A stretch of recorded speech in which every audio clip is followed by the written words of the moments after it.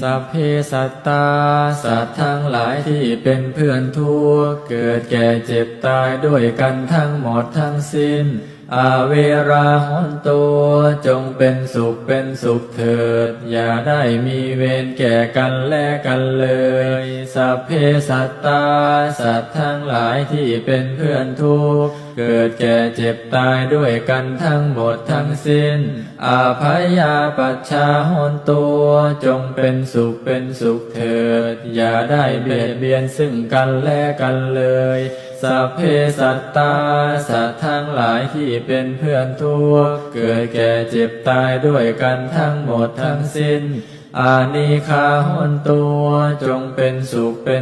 เถิดอย่าได้มีความทุกข์กายทุกข์ใจเลยสัพเพสัตตาสัตว์ทั้งหลายที่เป็นเพื่อนทุกข์เกิดแก่เจ็บตายด้วยกันทั้งหมดทั้งสิ้นสุขีอัตตานังปริหารันตัวจงมีความสุขกายสุขใจ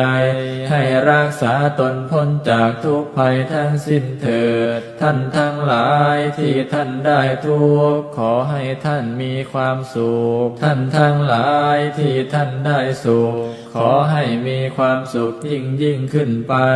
สัพเพสัตตา